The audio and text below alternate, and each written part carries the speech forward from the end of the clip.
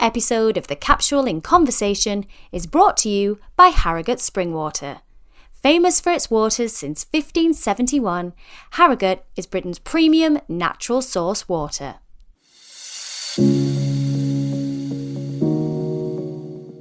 Hello all, you are listening to the Capsule in Conversation podcast. I'm Natalie Anderson and today I'm joined by one of the nation's favourite actresses, Laila Rouass, to talk self-worth, well-being and welcoming change. So take a minute and get ready to join us in our conversation.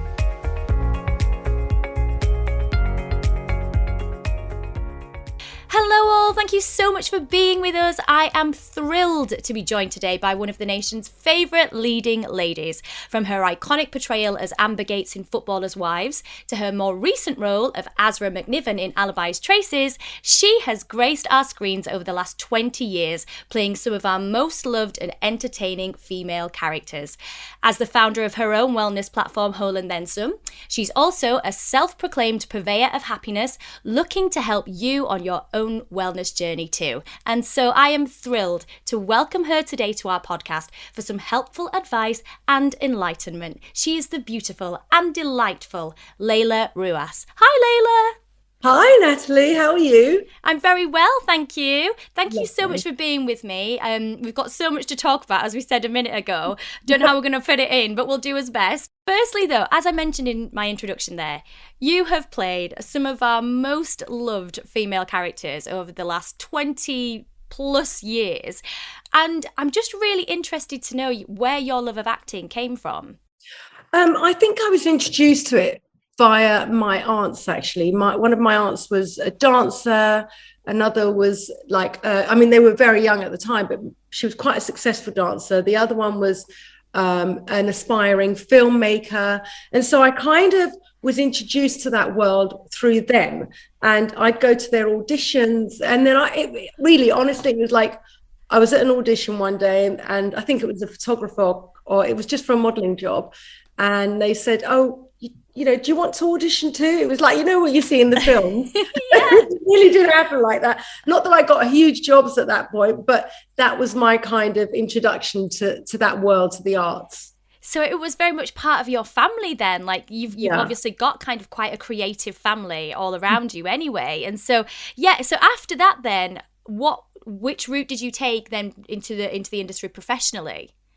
Well, from there, I did a bit of modelling, but it really wasn't for me. I wasn't a particularly great model either. I wasn't tall enough, and I just didn't really enjoy it that much. My cousin is a very successful model, and when I see her on the catwalk, you just think, gosh, that's just so far away from what I used to be, and how I used to embrace that world. But from there, I got a job in India to shoot the first Hinglish, which is a half Hindi, half English drama for TV. And so I went over to Bombay at the time, it was called. I was there for 2.5 months.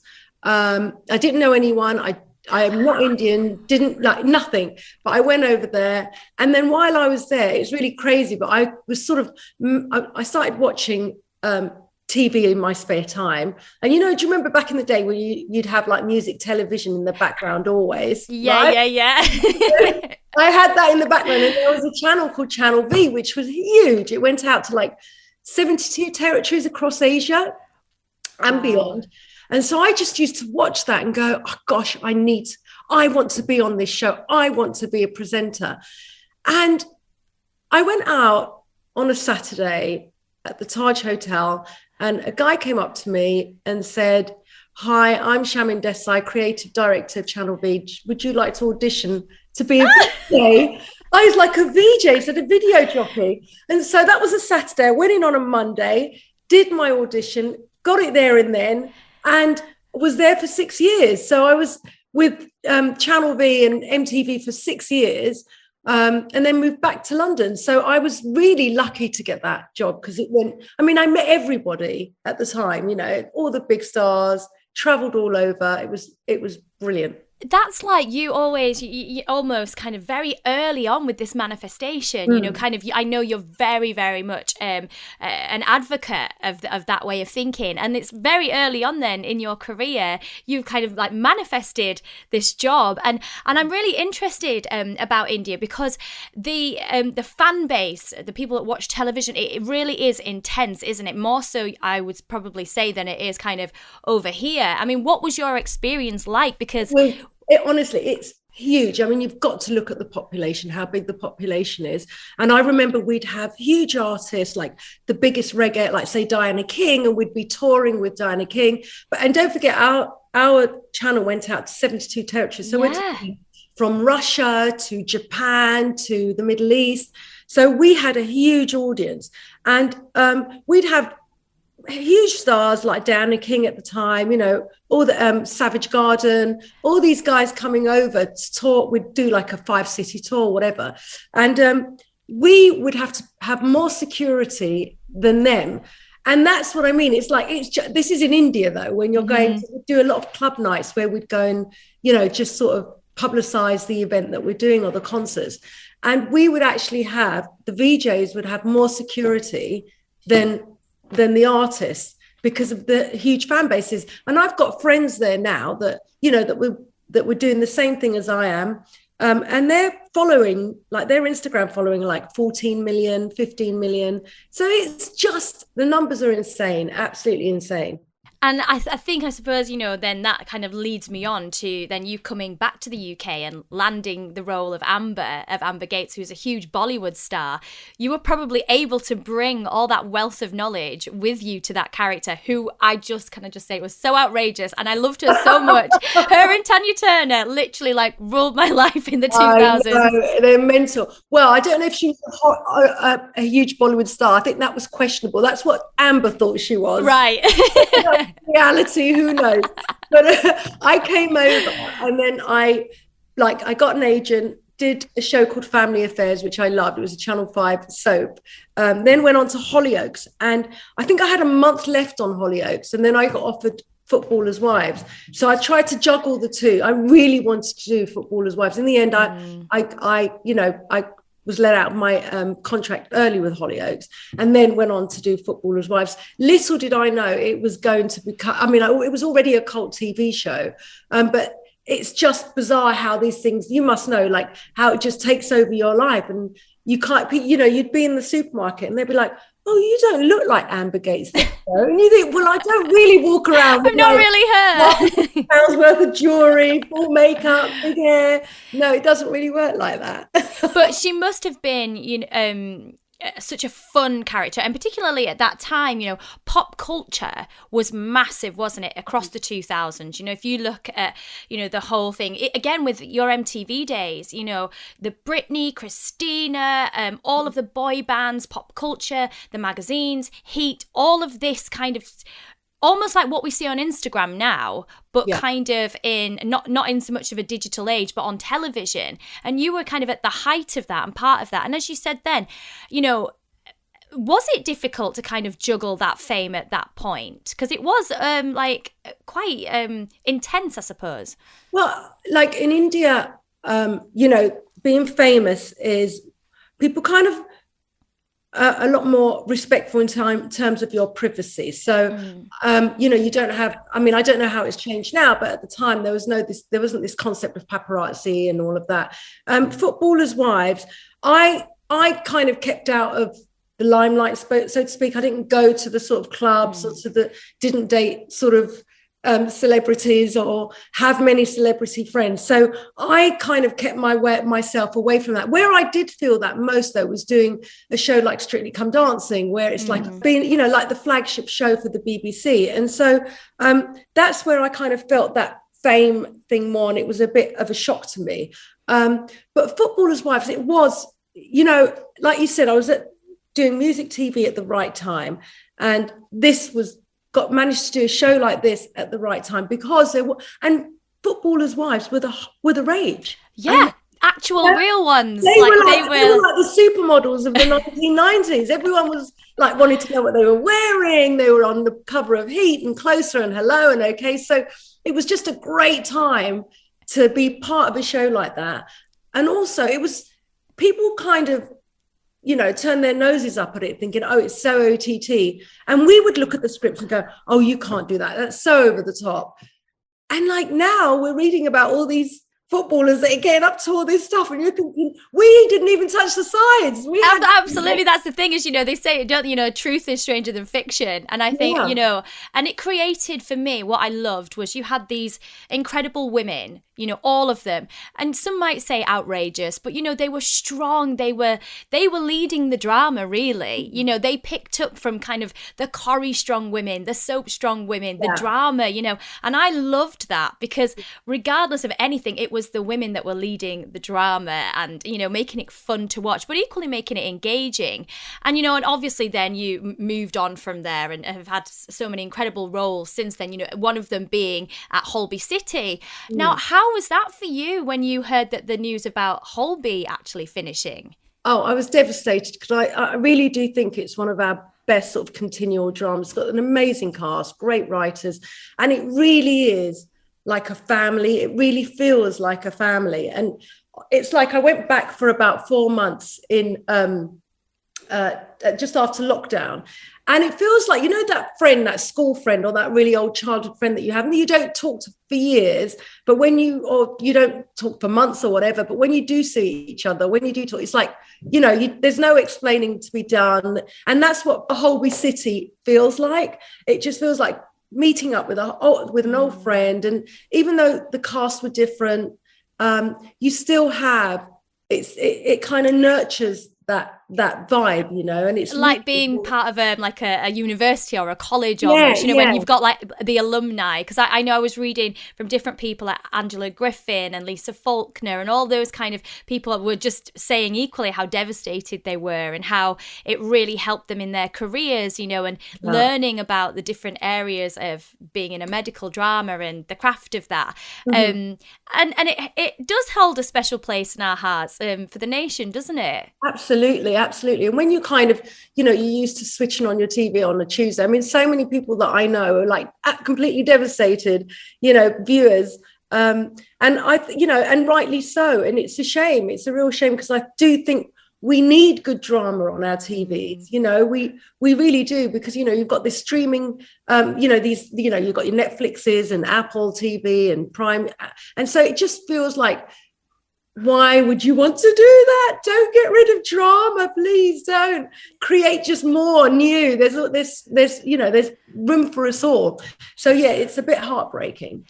As you say, room for so many more dramas, which you have appeared in. God, oh my God, so many, you know, Spooks, Primeval, The Royals, you know, movies, Four Feathers. You've just done so many incredible things. And now, obviously, you are starring in Traces, and you've said that you absolutely love crime thrillers and, like, you know, every crime across the world. I was going to say, I know every crime.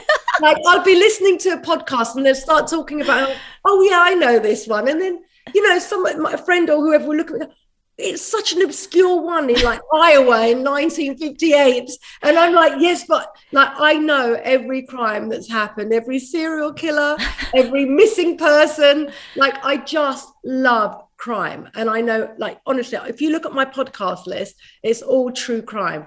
And I think it came from when I was at school, secondary school.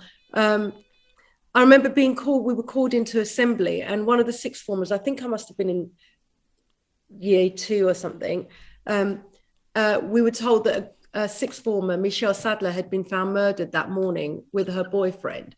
And so I think that, you know, it was such a shock to think that somebody, you know, it's one thing somebody's died, but to be murdered, you know. And I remember just the whole drama throughout the court procedure, you know, with the person who had done it, and that took, like, you know, months and months and months. And I think that kind of sort of made that, you know, kind of attracted me to that. It hit you at probably a pivotal point in your life, you know, at that point when you're developing and you are kind of, even whether it's college, school, but at those later years, the fact that it's had such an impact on you, which I'm sure, again, like when you're reading the scripts for something like Traces, you're able to kind of just really immerse yourselves. I mean, just tell me a little bit more about the character that you play, Azra. Yeah, well, I play Azra, who is Mrs. McKinven, and she's a data analyst. So she comes in, and the thing is, Red Productions, I don't know if you've worked with them. Yeah, I love Red. A bunch of yeah. women, and they're fantastic, and they write, it's women writing for women, and it's just, you can see the difference in terms of like the character development.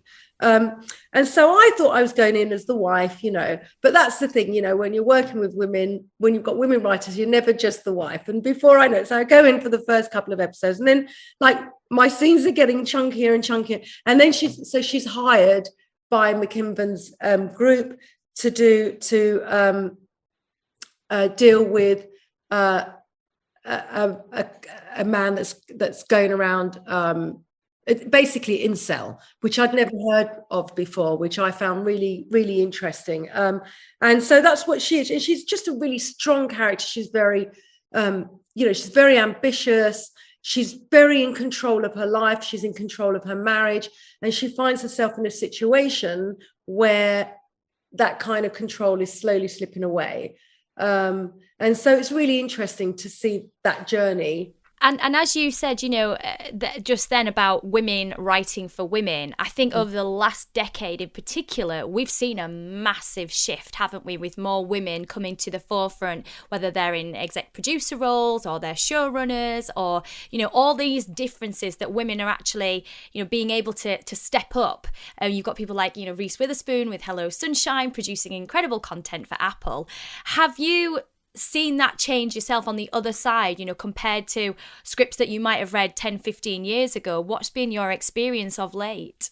I think we in the UK have got to catch up personally. I think you see people like women like Shonda Rhimes, who are doing just amazing. And, it's not just women writing for women. It's also, Black women writing for Black women, white women writing for white women, gay, gay and the LGBTQ, that, community being included. So it's not about, for me, it's never been about diversity. It's been about inclusion, and it's, and it's making people feel included. And the only way to do that is to bring in people from different walks of life. And it's not box ticking, because I can't stand this, they're just ticking boxes.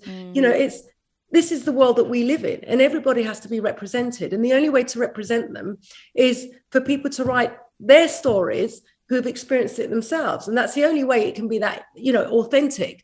And so I'm happy to see, like, gone are the days where, somebody, an actress has to play somebody in a wheelchair, get an actress that actually is in a wheelchair. Do you know what I mean? Those days are gone. And I think it's a positive thing, but I think we've got so much further to go in the UK. And people like Red Productions are kind of at the forefront of that.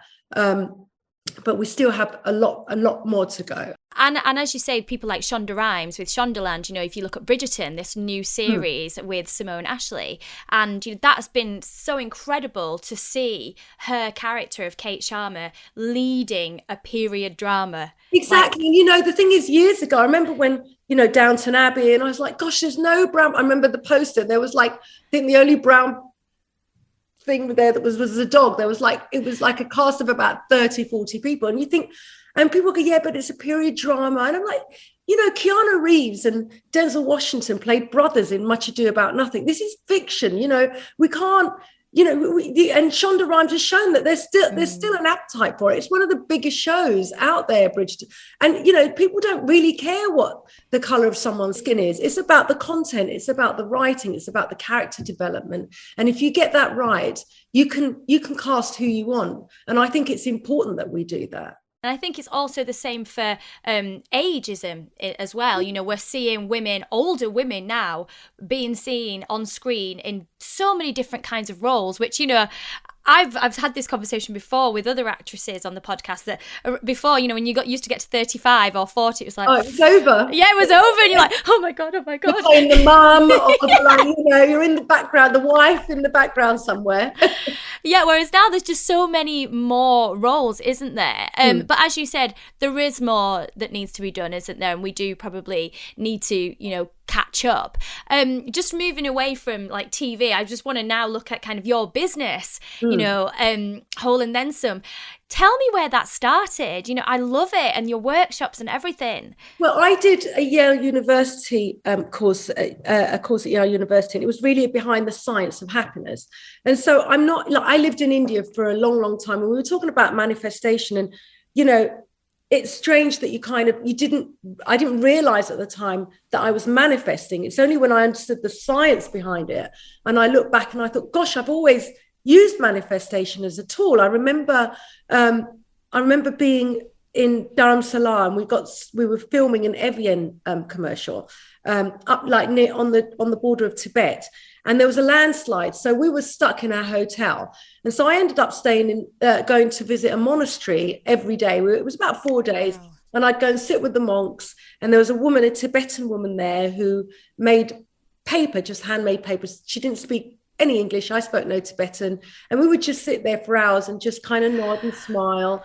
And it really got me into the Dalai Lama and just his work. And I started reading up about him, about his life story. And I thought to myself, I have to meet this man. I have to meet the Dalai Lama, because I became obsessed. And when I got to Bombay, I just sort of, you know, it was the biggest thing for me at that time. I have to meet him. And literally, I think 3 weeks later, I was at a party, I think it was at the Oberoi Hotel, and the Dalai Lama was there, and I went up to him and he blessed me. So it was that's all manifestation. I didn't realize it at the time. So when I did the course, I realized the reason I'm so attracted to it, and it's kind of sinking into me and I'm absorbing it all, is because I've been using these practices, and we probably all have been using these practices for as far back as I can remember. And so that's really where my journey with Whole and Then Some probably began, 25 years ago on a mountain in Dharamsala.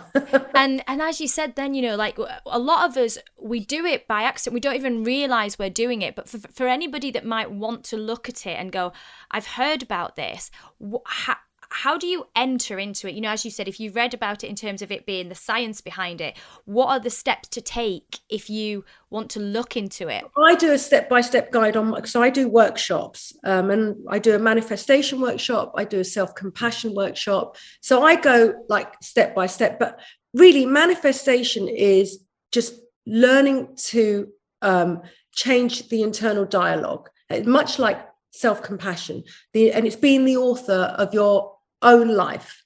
So you begin to write your own story, and there is a science behind it. There's research that's been done. It does work, and you just have to. There are steps that you have to follow, but it's not easy. People think if I think it, it's going to happen. It doesn't. Your subconscious wants to please you, but it's lazy. So it's about being specific. It's about being clear. It's about waking up, breaking it down into bite-sized pieces as well, because often, we'll sit here thinking, oh, I want to, whatever it is, I want to make £500,000 next year with my business, or as an actress, or whatever it is that you do in my restaurant, whatever it is. But like going from here to there just is such a huge jump. So when you start breaking it down into what do I have to do every day in order to get closer to my goal, it becomes so much more tangible. It becomes easier to digest, and it becomes easier to do. But it does require focus. It requires hard work. You can't just sit there and manifest great things. It doesn't work like that. Because we hear a lot about vision boards, and how that's kind of an element of that is like bringing the pieces together to help you visualize things as another tool and another technique to reach that end goal. It's like, as you said, it's not enough to just sit there thinking. Yeah. You've got to work with your subconscious and put those thoughts in, so that when you make a decision, exactly, and the vision boards are great, but what I do with my vision boards is I put together, and it can be as elaborate as you want, or as simple, as simplistic. It could be just notes, whatever it is. And I put my vision board together. I look at it, I make a note of it, like in my head, and then I put it away and I don't look at it again. Because often research has shown that if we kind of have, if we have the thing right there, looking at us, we're less likely to go and work to get it done, because we think it's a distraction, so to speak. So if we concentrate on the goal and not how to get to our goal, then we're more likely to fail. And there's research that's been done on this, not on vision boards, so to speak, but just like things like exams, where they split two groups up, and one group, they said, right, you've got to focus on getting great grades, and the other group were told you've got to focus on the work you have to do in order to get the great grades. And so the people in the second group passed by a country mile, and the people in the first struggled. So that's what I do with my vision board, and that's part of my step-by-step, is talking about the vision board and how to use it. And what's the reaction from the people that do come onto your workshops? Firstly, what reasons do they often give for being there? And secondly, how do they feel when they've left? Well, it depends on what workshop. So manifestation, people want some kind of direction in their lives. And, this is not just about career. This could be about love. It could be relationships. It could be your health. It could be losing weight, gaining weight, whatever it is, it's adopting a healthier lifestyle. So people come in for all sorts of things. One lady came in because she wanted to buy her first apartment. How does she manifest that? So there's a varied reason why people come in. And that's what makes it so exciting. Self-compassion is a bit more,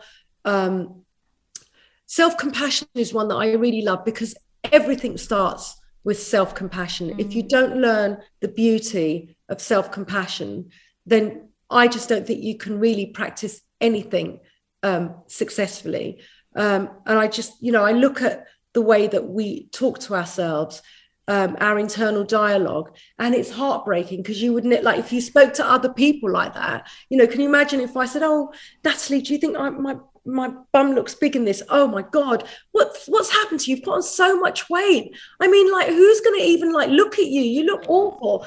And you would never say that to me. I'd never say that to you, but we talk to ourselves in that way all the time. And so it's just, just not training, but just explaining to people that it doesn't actually work as well. Being overcritical doesn't actually get you closer to your goals. It's not going to make you lose the weight. It's not going to make you get that great career. And the beauty about self-compassion is that it's not contingent. It's not like self-esteem. Self-esteem is contingent on whether I have the big house or I have a great career, and if I've got a nice car. And the minute I lose those, my self-esteem hits rock bottom. Self-compassion is not contingent on things. It's just about you learning to change that dialogue in your head. It's so hard though, isn't it? We talk a lot about self-care and people seeing that's quite a frivolous thing. And actually, it really does start with that self-compassion and looking after yourself and parenting yourself as well, protecting yourself. It's incredibly difficult to do though, and it can be quite a painful process, can't it? Oh yeah, I've had people, we have people turn up, and honestly, I'd say about 30 to 40% of the attendees get quite emotional, and nothing is recorded, because obviously it's personal. People, there's Q&A at the end, or there's a sharing platform, so people can talk about their where they are in their lives and where they want to go. So yeah, that's why it's probably my favorite one, self-compassion. So it all depends really on the workshop that we're doing. People respond to it in different ways. I have a happiness workshop and what it means to be happy.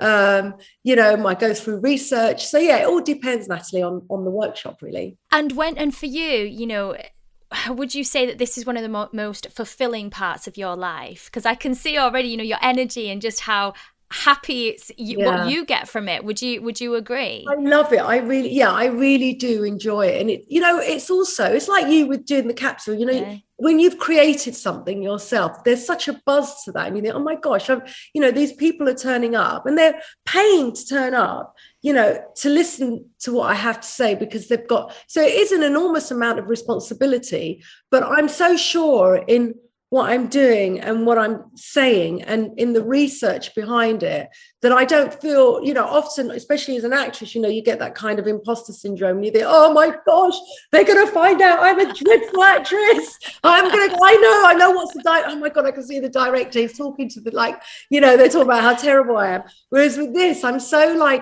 I'm in control of it as well. I've got control of this, and I know how much research I can or cannot do. And, I really sort of go in and I do my research. I turn up on the day and, I really put 100% into it. So it's really special for me. And, as you just said then, imposter syndrome is awful, isn't it? It really is awful. And obviously you do practice self-compassion, but are there any other things, wellbeing practices that you do to look after yourself and to protect your mental health as well? Yeah, I think things like mantras, but again, this is like self-compassion. It's changing the inner dialogue. So instead of thinking to yourself, in the mornings I'll do a mantra, whereas no, I am, I'm great, I'm amazing, I'm just the most, I'm not that kind of, I'm not into this kind of good vibes only thing either. I find that quite toxic. This let's just all be positive and happy, lucky going people. I just think, sometimes I don't feel positive and I should be able to sit with that. So I'm a big fan of Epictetus, who was a Stoic philosopher. And he's kind of, it's about living your best life, but learning to also sit with your emotions and not sweep them under the carpet, and sit with them, understand them, and don't let them overwhelm you. And you can only do that by sitting with the emotion, whether it's a negative one or positive one, understanding it, resolving it in your head and moving on. So my mantras are more, I'm instead of going, I can do this, I'm great, I can get out there and, I'm the best. I just go, I have the capability of doing this. I'm a hard worker. I'm talented enough. I'm smart enough to do this. Instead of the complete going from I'm just dreadful to I'm amazing. Literally like, I'm confused. I'm confused. Who am I? It is hard though, isn't it? It's like, as you were saying there, to sit with your emotions sometimes. I found this with my anxiety, that sometimes the best thing to actually do is to sit in it. Absolutely. And you have to sometimes, in the past, I've always tried to run away from it and just go distract. It doesn't work. But actually, if you sit in the moment, acknowledge it and go, okay, I'm going to be fine. Nothing's going to hurt me. This isn't pleasant, but it will end. Sometimes it's acknowledgement, isn't it, that helps? Absolutely. And it's and that's the way you understand it. That's the way you start to understand yourself. And, nothing's going to happen because you've been here before.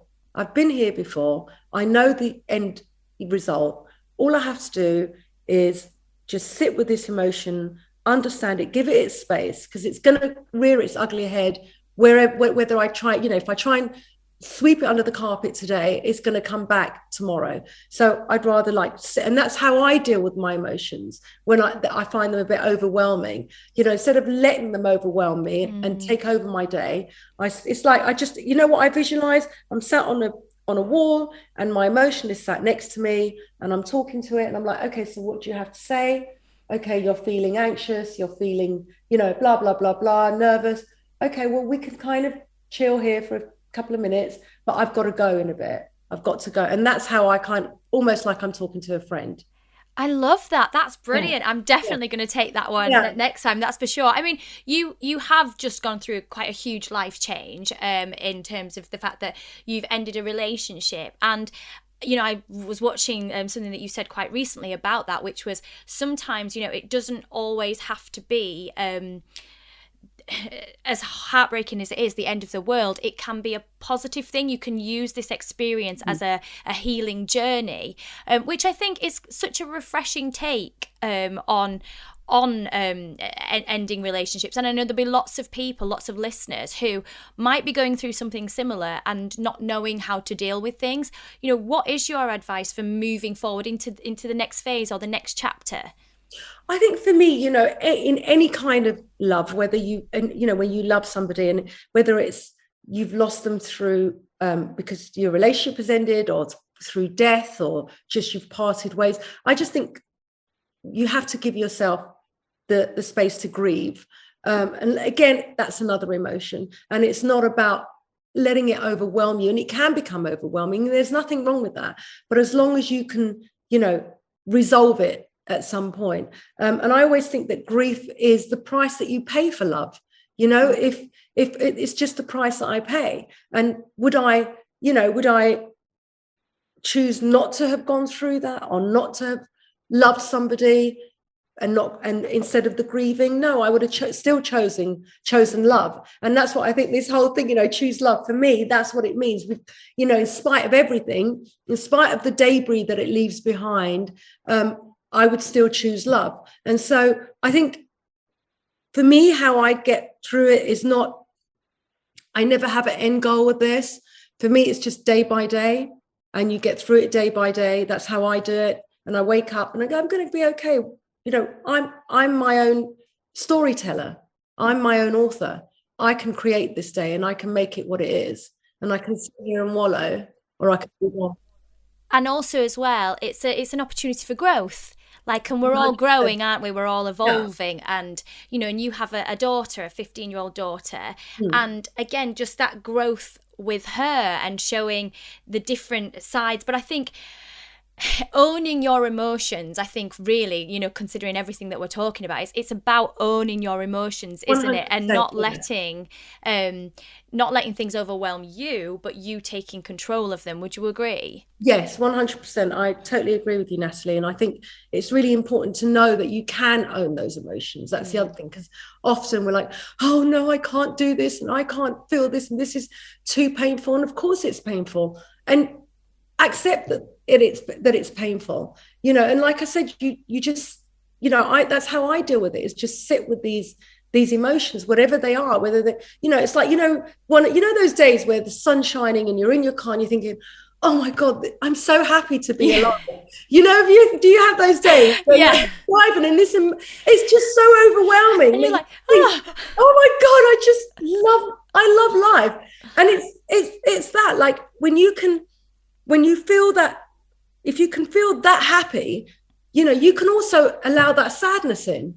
It's not the end of the day. You can still have that much of an intense feeling for sadness or grief, but just not, for me, it's making sure that it doesn't turn toxic and negative. And the only way I can do that is by taking control of it and owning it and understanding it, giving it its space, and then letting it go. I think you're so right, because that's it. The toxicity comes from it being harboured. Yes. Whereas actually releasing it, and you release it out there into the universe, and because it's energy, isn't it? At the end of the day, it's all vibrations and energy. And if you can let it out, manifest things. Your energy goes out into the world's energy. So you manifest things. So if you're walking around with a lot of toxicity, a lot of negativity, you're going to manifest that into your life. And I really think it's important that we really believe, and this isn't hippy dippy stuff. This isn't about sitting there and singing Kumbaya together. This is about, although that's great fun, this is about understanding the science behind our emotions and what we can do to resolve them, to change them. And Buddha's spoken about it. The Stoic philosophers have spoken about it. All the prophets have spoken about these things. So it's been out there for so long. And it's just now that we're actually looking into the sort of teachings of Buddha in the last 30 years, that we're kind of doing yoga and all these practices that just tell you to center yourself and sit with your emotions. And that's all it is. I think for so long with the introduction of the digital age, we've run away from that, haven't we? We've all kind of been guilty of it. And I actually think lockdown gave us the opportunity to kind of sit with ourselves, because we couldn't run off. Yeah, that was a great time for me to sort of just sit there. And I'm not even like a big yoga fan, but I would do like 15 minutes yoga just because it was a bit of silence. It's a bit of, there was silence everywhere, but just in the household upstairs, I would go upstairs. I've got a lovely bedroom, a guest bedroom that looks out onto like just the forest. So it's like picture perfect. And that was my space. So, I think lockdown was great for that, for kind of sitting there and learning to sort of know who you are. and what your limitations are. And do you have these conversations with your daughter? Because I know I'm very worried with my son about him being consumed with digital and tech and everything else. And so I do try and have open conversations about emotions and feelings and owning them. Are you the same with your daughter? Well, I don't really have those conversations because she's 15 years old and she just doesn't want to know. But what I do is I'm open with my emotions. So I kind of try and lead by example. So instead of making it a conversation, I'll just be open with everything, not everything, but, within reason with her. And so it kind of, she then realizes, just kind of second nature for her to talk about it. So she talks to me about mostly everything. But, the other thing is, Natalie, I remember when during lockdown and there was in Italy had gone into lockdown way before we had.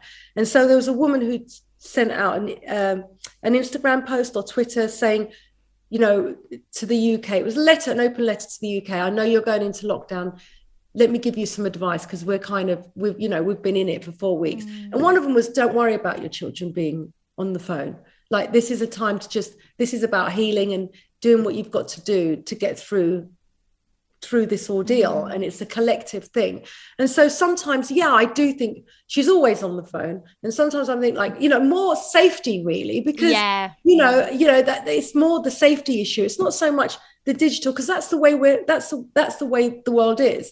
Whether we like it or not, I engage with her. We do activities together. She does her schoolwork. She's at boarding school, so her day is really sort of structured. But she loves being on her phone. But I'm not going to beat myself up or argue with her about it. I'm going to try and subtly control that so that I have my time with her. But I've also got to understand she's a teenager. Yeah. And, I'm not going to go become sort of this mini micromanaging my daughter, because I don't want it to, all of her friends are doing the same thing, and I don't really want that to become an issue between you guys, because as you say, you want to keep that kind of relationship where it can be open. Exactly. And if you do start kind of that helicopter parenting, it can easily make somebody internalize, can't it? In terms of things that you would recommend for our listeners for practices or products, what would be your go-tos for self-care? Well, I mean, look, I think it's really good to have a routine, whether that's getting up early, doing your mantras. I love meditation. Meditation is so hard, and people think, I struggle to do 5-10 minutes because true meditation where, you just kind of try and empty your head. And this is the thing about people think that, you can do it. Oh, look, you must be able to meditate for an hour. I'm like, gosh, we have over 60,000 thoughts a day, and we can only have one thought at a time, right? So we've got 60,000 thoughts running through our head in a day. We can only have one thought at a time. The great thing about that is that you can turn a negative thought into a positive one. And that's what my meditation is about. So for me, it's about I'll get up in the morning, I'll be in bed for 10 minutes, put a guided meditation on, and just try and kind of anything negative, I try and turn into a positive. That's how I use my meditation. So it's not like sitting there doing the whole, I'm lying in bed, very comfortable. And then in terms of beauty, I love stuff like the Organic Pharmacy. I love their stuff. And I have a skincare routine, which is really simplistic. And I have an evening skincare routine, and I always write a to-do list. I love a to-do list. I love a to-do list. I don't know what I would do without a to-do list. It's just the best thing. So I love putting the ticks on as well. I've recently discovered the ticks. It's so good, isn't it? It makes you feel really good. On my phone. I'm like, oh my gosh, there's a tick. So it's just, I think, that's and eating well as well. And look, I don't always eat well. I'm not like this sort of, on plants, and, I'm not one of those, but I really am mindful about what I eat. And I try to do intuitive eating, which is just listening to what my body tells me and listening to what it wants and trying to feed it the right thing. And I'll always, I've got a Peloton. So I do, a half an hour, depending how, or an hour, go to the gym maybe 3-4 times a week. So I was trying to keep these practices. Sometimes I don't manage to do it the whole week.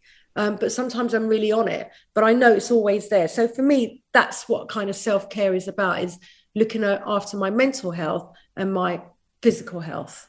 And again, if you don't hit any of those, it comes back to self-compassion and Yes. not beating yourself up about it.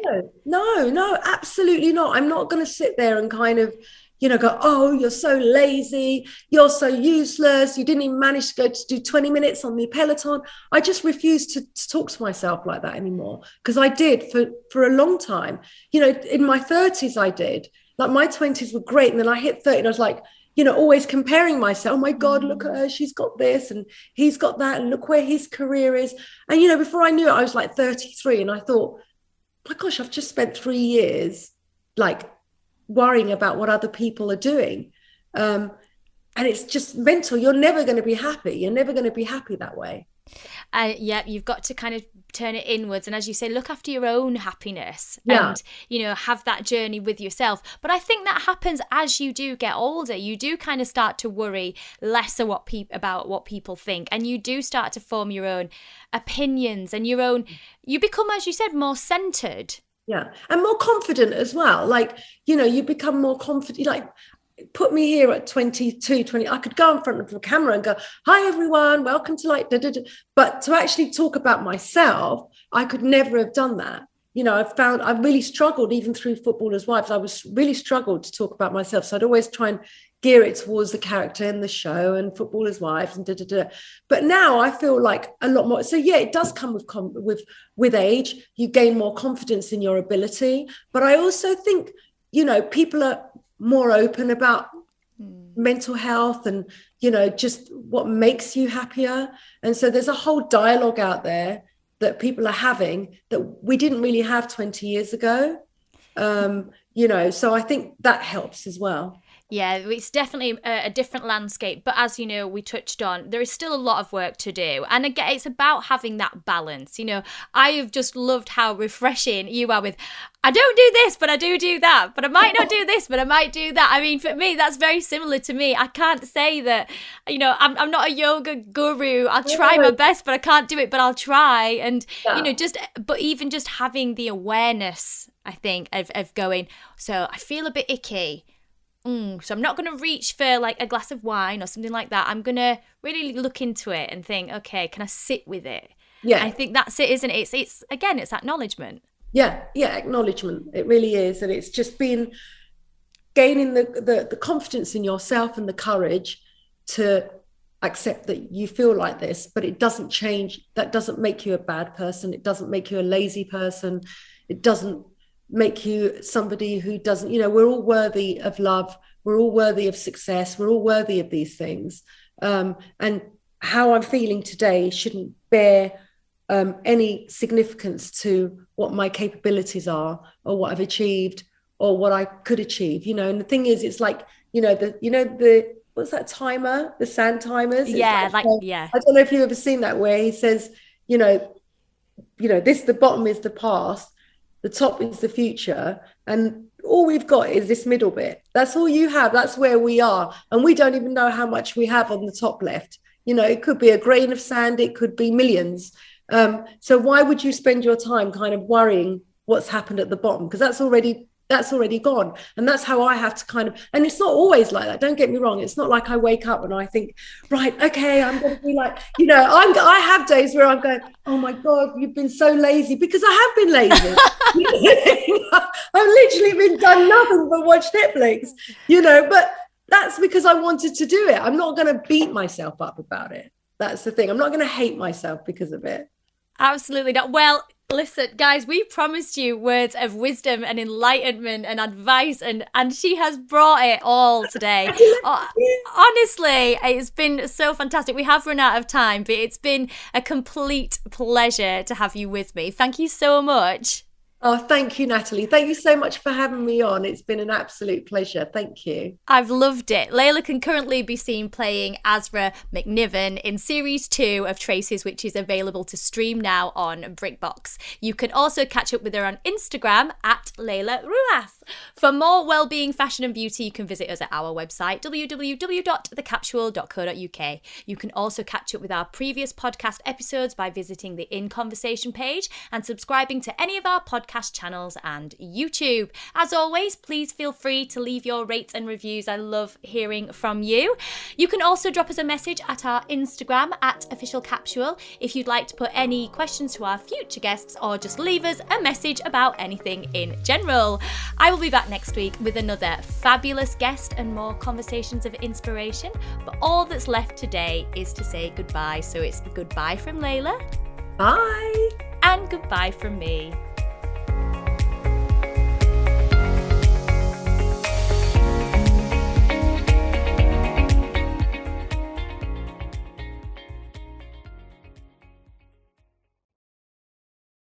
This episode of The Capsule in Conversation was brought to you by Harrogate Spring Water. Bottled at source, Harrogate Spring offers a pure, refreshing taste with a delicate blend of naturally occurring minerals and electrolytes, perfect for healthy hydration.